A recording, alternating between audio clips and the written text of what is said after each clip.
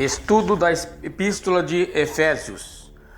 Até a época da autocrítica, no século XIX, a carta aos Efésios era universalmente considerada como obra de Paulo. Atualmente ela está entre as 4 epístolas que os liberais geralmente negam como sendo uma obra de autoria paulina. Durante os 3 primeiros séculos ela foi atribuída a Paulo por Marcion, Irineu Clemente de Alexandria e Tertuliano. Entretanto, a recente negação da autoria de Paulo tem baseado-se em evidências internas mais do que externas. Geralmente, 4 argumentos são apresentados como suporte à posição dos críticos. Primeiro, dizem que o vocabulário da carta contém 38 palavras que não são encontradas em nenhuma outra passagem do Novo Testamento e 44 palavras que não foram usadas por Paulo. Esse argumento deixa de reconhecer a versatilidade de Paulo e a influência do assunto no vocabulário. Segundo, o seu estilo foi observado, é suave e muito fluente, enquanto Paulo era um escritor de estilo vigoroso, ríspido e controvertido. Novamente, tais críticas não deixam espaço para versatilidade do apóstolo. Não há dúvida de que a carta aos Efésios representa um exemplo de estilo de Paulo quando não estava envolvido em controvérsia, mas nenhum tipo mais reflexivo da escrita. Terceiro, sua semelhança com os Colossenses foi usada para se argumentar que um posterior admirador de Paulo tem usado essa obra como modelo ao compor outra carta em nome de Paulo. Entretanto, seria muito mais natural entender que o próprio Paulo escreveu Efésios um pouco depois de Colossenses, usando com várias modificações alguns dos termos e conceitos empregados na carta à igreja que estava em Colossos. Quarto, diferenças doutrinárias são interpretadas como indicadores de uma autoria não paulina. No entanto, uma análise cuidadosa revela que as diferenças sugeridas não são de modo algum inconsistentes com os ensinos de Paulo, encontrados em outras passagens. Deve-se novamente dar lugar à versatilidade de Paulo com base no testemunho unânime dos escritores da igreja primitiva e à luz da natureza. Pouco convincente, irmãos, dos argumentos dos críticos, podemos com toda certeza afirmar que Efésios é um produto da pena de Paulo. Nesta data, contém provas de ter sido escrita durante uma experiência na prisão. No capítulos 3 e 4 nós vemos isso, juntamente com as outras epístolas.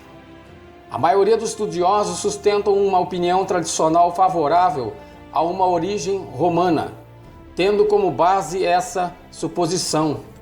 A epístola parece ter sido escrita durante o primeiro aprisionamento romano de Paulo, Atos 28, do 16 ao 31. Talvez por volta do ano 60 a 61 depois de Cristo, existem razões para se crer que ela tenha sido escrita pouco depois de Colossenses, e enviada junto com esta, e Filemon pelas mãos de Tíquico, Efésios 6, 21 ao 22 e Colossenses 4, do 7 ao 8. A crença talvez nos fala que Paulo não apenas escreveu Efésios só para Efésios, e sim para outras igrejas de toda a Ásia, e muitos alegam ela parecidíssima com a carta da igreja de Laodiceia. Vemos isso em Paulo em Colossenses 4, 16. Vamos falar sobre a política econômica e religião daquele lugar. Capital da província romana da Ásia, Éfeso está localizada na desembocadura do rio Caister, na costa da oeste da Ásia Menor, por causa de suas boas instalações portuárias e das estradas que convergiam para aquele ponto. Tornou-se um centro comercial mais importante da Ásia Romana, com vários armazéns às margens do rio.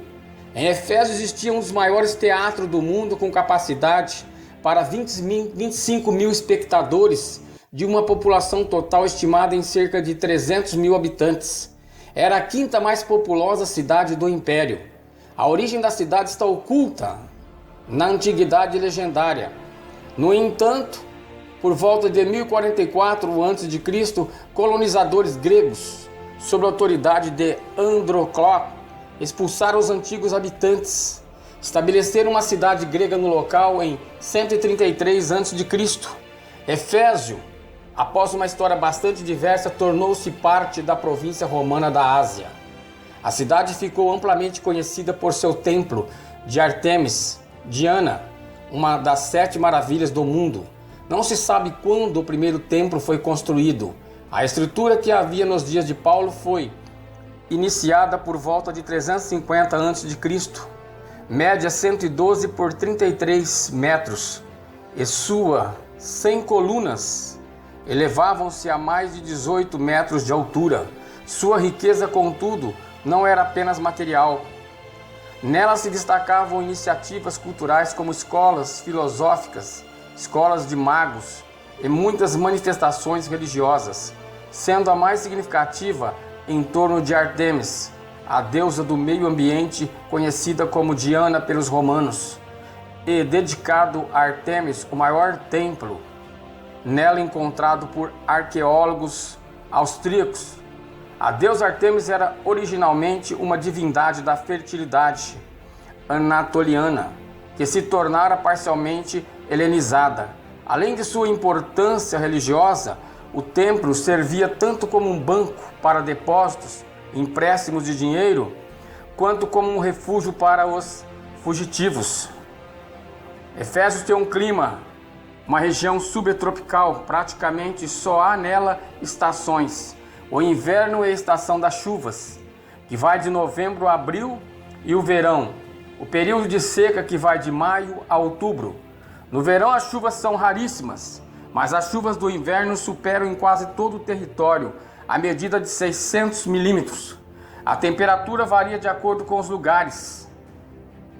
O termo-chave de Efésios, irmãos, é mistério, sendo que sua primeira ocorrência é encontrada em 1 do 9 ao 20.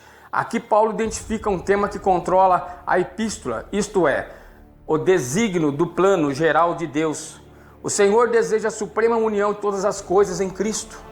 É o principal instrumento que ele está usando durante a presente era para alçar seu objetivo, é a igreja. Nessa nova comunidade de pessoas redimidas, Deus rompeu a barreira entre os judeus e os gentios, e ambos foram unidos com um novo homem. 2:14 ao 15. Essa unificação de dois grupos posteriormente opostos representa o símbolo da unidade que devera ser uma realidade entre todos aqueles que são membros do corpo de Cristo. Nessa nova comunidade de santos, não existem barreiras legítimas de nacionalidade, raça, cor ou cultura. A igreja é um único corpo em Jesus Cristo. A partir desse primeiro passo de unificação, Deus irá, no final, e de acordo com seu soberano propósito, unir todas as coisas em Cristo. Esse é o ministério do grande desígnio de Deus. A unidade da igreja está apresentada em Efésios sobre 3 grandes figuras. O templo, 2:19 ao 22. O corpo, 14 do 11 ao 16. E a noiva, do 5, 21, 33. Além disso, a fim dessa unidade seja mais do que teórica, Paulo insiste que em suas relações interpessoais, a igreja deve preservar a unidade do Espírito pelo vínculo da paz. 4:3. O propósito imediato de Paulo ao escrever Efésios está implícito em 1:15 ao 17. Em oração ele anseia que seus leitores cresçam da fé, no amor, na sabedoria e na revelação do Pai, na glória. Almeja profundamente que viva uma vida digna do Senhor Jesus Cristo. Paulo, portanto, procurava fortalecer-se a fé e os alicerces espirituais ao revelar a plenitude do propósito eterno de Deus na redenção em Cristo, à igreja e a cada crente. Primeiro, redenção do cristão. Segundo, resultado da redenção do cristão e na sua libertação. Terceiro, a nova vida do cristão. Quarto, o relacionamento do cristão na família.